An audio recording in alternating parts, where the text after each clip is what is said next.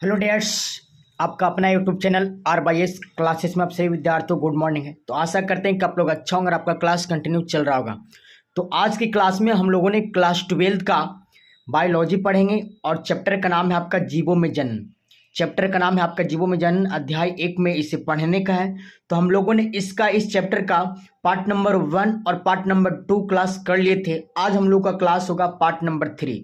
तो ये क्लास आप सभी विद्यार्थियों के लिए इंपॉर्टेंट होगी। आप सभी विद्यार्थियों से हमारा रिक्वेस्ट होगा, ये क्लास आप लोगों ने शुरू से लास्ट तक अवश्य देख लीजिएगा। तो चलिए प्रश्न को स्टार्ट किया जाता है। देखिएगा, पार्ट नंबर 2 में हम लोगों ने यहाँ तक प्रश्न को कर लिए थे। निषेचन क्या है और निषेचन की परिभाषा हम लोगों ने देख लिए थे। उसके प्रकार इसका उदाहरण भी अच्छे तरह से देख लिए थे। उसके अगले पार्ट को हम लोगों ने इंपॉर्टेंट किए थे। क्या था अगला प्रश्न आपका? लैंगिक जनन और अलैंगिक जनन में क्या अंतर है? बहुत बार एग्जाम में पूछा गया है। इसे आप सभी विद्यार्थियों को हमने इंपॉर्टेंट भी इस प्रश्न को कराया था।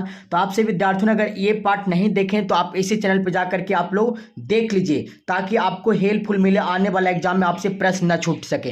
तो लैंगिक और अलैंगिक जनन में हम लोगों ने अच्छे ढंग से इसका परिभाषा को देख लेते। तो आज हम लोग पार्ट नंबर 3 करेंगे, अलैंगिक जनन की विधियां कौन कौन सी है।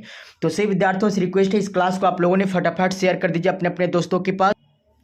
चलिए आज हम लोगों ने देखेंगे आज का प्रश्न आप सभी विद्यार्थियों का इंपॉर्टेंट होगी। आज का पार्ट नंबर 3 में हम सभी को पढ़ना है अलैंगिक जनन की विधियां कौन कौन सी हैं। तो ये क्लास आप सभी विद्यार्थियों के लिए इंपॉर्टेंट होगी, अलैंगिक जनन की विधियां। तो सबसे पहले तो आपको लिखना है कि अलैंगिक जनन की विधियां निम्नलिखित हैं। नंबर 1 आपको लिखना है विखंडन, नंबर 2 मुकुलन, नंबर 3 आपका पुनरुद्भवन, नंबर 4 आपका खंडीभवन और नंबर 5 आपका बीजाणु जनन। अब हम लोगों ने क्या करेंगे, ये जितने सारे हम लोगों ने टॉपिक पढ़े, विखंडन, मुकुलन, पुनरुद्भवन, खंडीभवन, बीजाणु जनन, सभी को हम लोगों ने आसान सी लैंग्वेज में परिभाषा करना सीख जाएंगे। और इसमें से एग्जाम में बहुत सारा प्रश्न पूछा गया है। जैसे पुनरुद्भवन बहुत बार एग्जाम में पूछ दिया गया है, बीजाणु जनन पूछ दिया गया, विखंडन किसे कहते हैं पूछ दिया गया, मुकुलन किसे कहते हैं पूछ दिया गया। तो ये क्लास आप सभी विद्यार्थियों के लिए इंपॉर्टेंट होगी। आप लोग ने इस क्लास को शुरू से लास्ट तक अवश्य देख लीजिएगा। अब हम लोगों ने प्रत्येक को परिभाषित करना सीखेंगे। सबसे पहला देखेंगे विखंडन किसे कहते हैं। चलिएगा, आप सभी विद्यार्थियों ने कॉपी पेन लेकर के हमारे साथ बैठ जाइए और कॉपी पर नोट्स बनाते हुए आप लोगों ने चलिए, ताकि आने वाला एग्जाम में आपसे प्रश्न न छूट सके। चलिए, विखंडन किसे कहते हैं? एक कोशिका दो या दो से अधिक कोशिकाओं में विभाजित हो जाती है। क्या? एक कोशिका दो या दो से अधिक कोशिकाओं में विभाजित हो जाती है तो उसे ही क्या कहते हैं? विखंडन कहते हैं। विखंडन का मतलब हुआ अलग अलग होना। क्या? विखंडन का अर्थ हुआ अलग अलग होना, या तो टूटना या तो आपस में क्या हो जाना, बट जाना। उसे ही क्या कहते हैं? विखंडन कहते हैं। तो आपको परिभाषा लिखना है, एक कोशिका दो या दो से अधिक कोशिकाओं में क्या हो जाती है? विभाजित हो जाती है, मतलब बट जाती है। क्या हो जाती है? बट हो जाती है। तो ऐसी घटना को ही क्या कहते हैं? विखंडन कहते हैं। याद करके एक परिभाषा और लिखना है, जो आपको अच्छा लगे उसे याद कर लेना है। जब एक कोशिका दो भागों में या तो दो से अधिक भागों में क्या होते हैं? बट जाते हैं, इसे ही क्या कहते हैं? विखंडन कहते हैं। तो ये दोनों परिभाषा आपसे विद्यार्थियों को अच्छा लगा होगा और याद भी हो गया होगा। वीडियो देखते देखते आपका सारा परिभाषा याद हो जाएगी, क्योंकि सबसे आसान लैंग्वेज में ये नोट्स को तैयार किया गया है। अब हम लोगों ने देखेंगे विखंडन के कितने प्रकार होते हैं। तो आप सभी विद्यार्थियों को जवाब देना, विखंडन के 2 प्रकार होते हैं। कितने प्रकार होते हैं? 2 प्रकार होते हैं। नंबर 1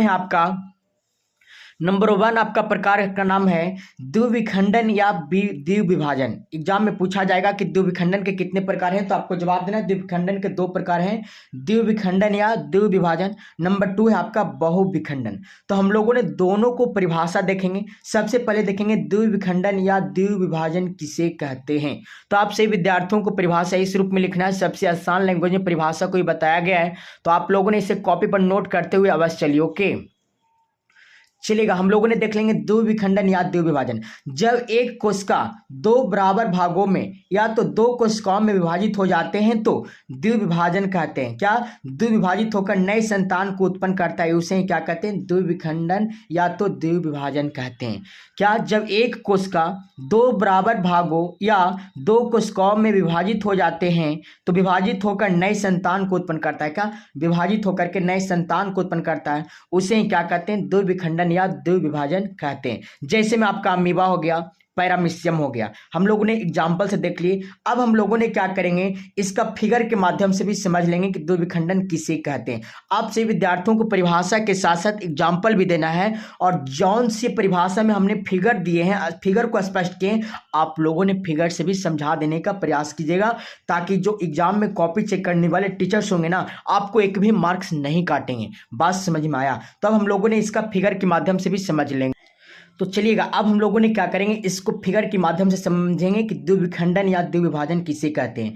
तो द्विविखंडन या द्विविभाजन के हमने अभी परिभाषा क्या सीखा कि जब एक कोशिका दो बराबर भागों में विभाजित होकर के और नए संतान को उत्पन्न कर देते हैं, उसे क्या कहते हैं, द्विविखंडन या द्विविभाजन कहते हैं। तो आपको समझना होगा, ये आपका अमीबा का फिगर है, ये आपका किसका फिगर है, ये आपका अमीबा का फिगर है। अमीबा के बीचों बीच में कहा जाए मध्य में क्या होती है, केंद्रक होती है। ये आपका क्या है, केंद्रक है। तो फर्स्ट वाले अमीबा में जो केंद्रक का आकार है छोटा है, यही क्या होते हैं ना, जब जो आपका केंद्रक है यही छोटा से हल्का हल्का धीमे धीमे बड़ा होते चल जाए। जैसे में यहाँ छोटा था, यहाँ पे हल्का केंद्रक क्या हुआ, बड़ा हुआ, यहाँ पे और बड़ा हुआ।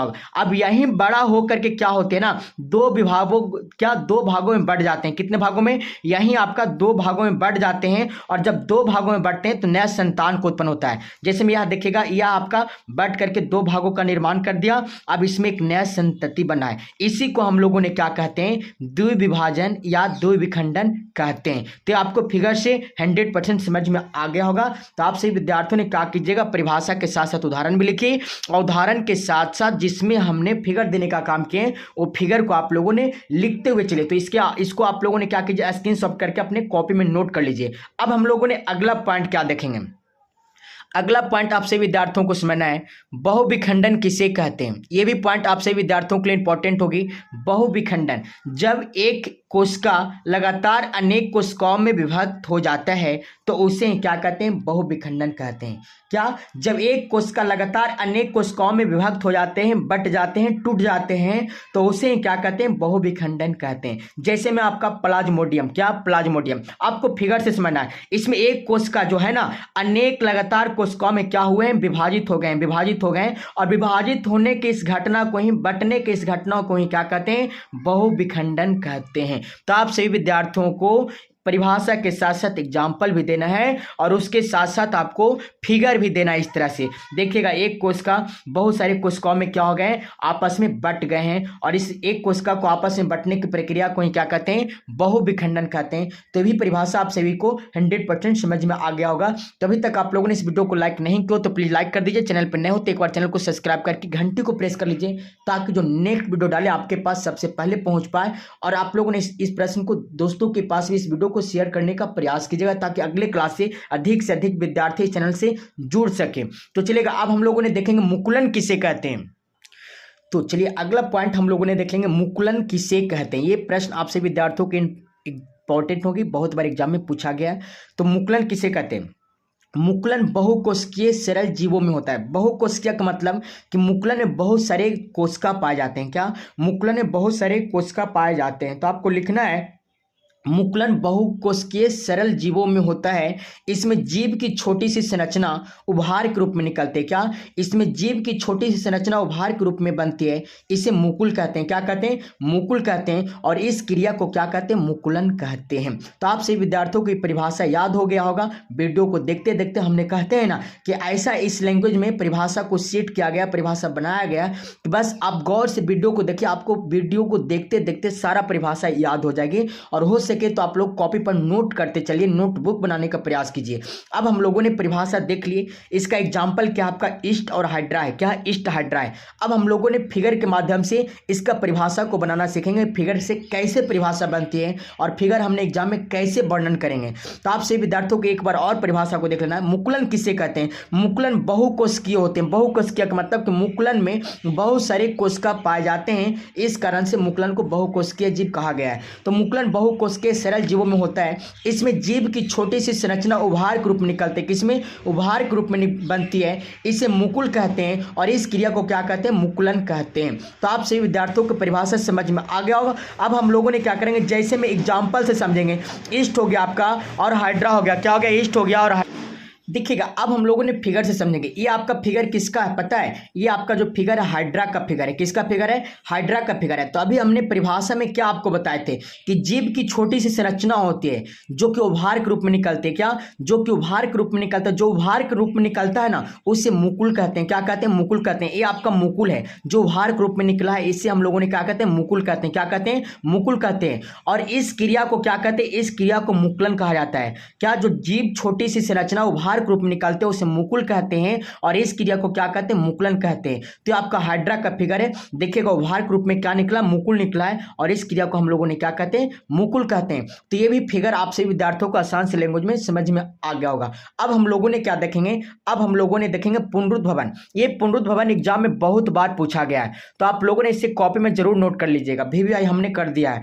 पुनरुद्भवन इस प्रक्रिया में जनन जीव के छोटे छोटे खंडों में संपूर्ण जनक का निर्माण हो जाता है, इसे क्या कहते हैं? पुनरुद्भवन कहते हैं। क्या लिखिएगा? इस क्रिया में जो जनन होता है, जनन जीव के छोटे छोटे खंडों में से संपूर्ण जनक का निर्माण हो जाता है, पुनरुद्भवन कहलाता है। जैसे में आपका हाइड्रा हो गया, प्लनेरिया हो गया। अब आपको फिगर्स के माध्यम से समझना है। जैसे में देखिएगा इसमें एक जीव है, इसमें एक जीव है और ये पुनः टूट करके कितने जीवों का निर्माण कर दिया? 3 जीवों का निर्माण कर दिया। और यही एक जीव टूट करके 3 जीवों का निर्माण कर दिया। यही धीमे धीमे क्या हो गया? बड़ा होते चला गया। क्या हो गया? बड़ा होते चला गया। अंत में बहुत बड़ा हो गया और ये बड़ा होने की प्रक्रिया को हम लोगों ने क्या कहते हैं? पुनरुद्भवन कहते हैं। तो एक बार परिभाषा आप सभी को ऐसे लिखना है कि इस प्रक्रिया में जो जनन जीव के छोटे खंड से, ये आपका छोटा खंड है। कैसा खंड है? छोटे खंड से संपूर्ण जनक का निर्माण करता है और ये छोटे खंड संपूर्ण जनक का निर्माण कर दिया। कितने जनक का निर्माण कर दिया? 3 जनक का निर्माण किया और यही तीनों धीमे धीमे ग्रोथ होकर के बड़ा होकर के अगला में बढ़ जाते हैं और फिर इसी प्रकार से बड़ा होते चले जाते हैं। इस प्रक्रिया को पुनरुद्भवन कहते हैं। जैसे आपका हाइड्रा में, प्लनेरिया में एग्जाम्पल के साथ आपको फिगर भी वर्णन करना है। तो ये भी परिभाषा आपसे विद्यार्थियों को समझ में आ गया होगा। अब हम लोगों ने चलेंगे अगला पॉइंट को देख लेंगे। अगला पॉइंट हम लोगों ने देख लेंगे खंडी भवन किसे कहते हैं। तो आपसे विद्यार्थियों को समझना है खंडी भवन की परिभाषा कैसे लिखना है। इसमें जनक जीव का जो शरीर होता है ना कई खंडों में विभाजित हो जाते हैं। क्या? इसमें जनक जीव का शरीर कई खंडों में विभक्त होकर, विभक्त का मतलब बढ़ जाना, टूट जाना। क्या? इसमें जनक जीव का शरीर कई खंडों में विभक्त होकर के नए संतान को उत्पन्न करती है, इसे ही क्या कहते हैं? खंडी भवन कहते हैं। तो आपको परिभाषा लिखना है। इसमें जनक जीव का शरीर कई खंडों में विभक्त होकर के नए संतान की उत्पन्न होती है, इसे ही खंडी भवन कहते हैं। जैसे मैं आपको एग्जाम्पल से समझना, स्पायरोगायरा इलोथ्रिक्स। क्या? स्पायरोगायरा इलोथ्रिक्स। अब हम लोगों ने फिगर के माध्यम से समझ लेंगे। ये आपका स्पायरोगायरा का फिगर है। आपका किसका फिगर है? ये आपका स्पायरोगायरा का फिगर है और ये एक स्पायरोगायरा टूट करके बहुत सारे स्पायरोगायरा का निर्माण कर दिया है। इसी को हम लोगों ने क्या कहते हैं? खंडी भवन कहते हैं। जैसे मैं आपको समझना होगा, ये आपका स्पायरोगायरा है, ये टूट करके देखिएगा ये स्पायरोगायरा का निर्माण कर दिया। तो ये स्पायरोगायरा का निर्माण करने की प्रक्रिया को क्या कहते हैं? खंडी भवन कहते हैं। एक जीव टूट करके अनेक जीवों का क्या कर दिया? निर्माण कर दिया, इसे क्या कहते हैं? खंडी भवन कहते हैं। तो आप सभी विद्यार्थियों को खंडी भवन भी आसान सी लैंग्वेज में परिभाषा समझ में आ गया होगा। अब हम लोगों ने अगला पॉइंट को देख लेंगे। अगला पॉइंट क्या आपका? बीजाणु जनन किसे कहते हैं। तो आपको परिभाषा देना है। इसमें जनक जीव के शरीर में बीजाणु उत्पन्न होता है। क्या उत्पन्न होता है? इसमें जनक जीव के शरीर में बीजाणु उत्पन्न होता है और बीजाणु एक कोशिका और पतली भित्ति युक्त अगुनित रचना होती है। आपको ध्यान देना है, बीजाणु जनन होती है ना, ये एक कोशिकीय होती है। आपसे एग्जाम में पूछ देगा कि बीजाणु जनन कितने कोशिकीय होते हैं, तो आपको जवाब देना है कि बीजाणु जनन एक कोशिकीय होते हैं। कितने कोशिकीय होते हैं? एक कोशिकीय होते हैं। केवल एक कोशिकीय होते हैं और ये पतली भित्ति युक्त अगुनित रचना होती है। कैसी होती है? पतली भित्ति युक्त अगुनित रचना होती है, इसे ही क्या कहते हैं? बीजाणु जनन कहते हैं। तो आपको परिभाषा लिखना है। इसमें जनक जीव के शरीर में बीजाणु उत्पन्न होता है। बीजाणु एक कोशिकीय और पतली भित्ति युक्त संरचना होती है, इसे बीजाणु जनन कहते हैं। जैसे में आपको एग्जाम्पल लिखना है, क्लैमिडोमोनास। क्या? क्लैमिडोमोनास और बैक्टीरिया। इसे आपको परिभाषा के साथ साथ इसका एग्जाम्पल भी लिख देना है ताकि एग्जाम में आपको एक भी नंबर ना कट सके।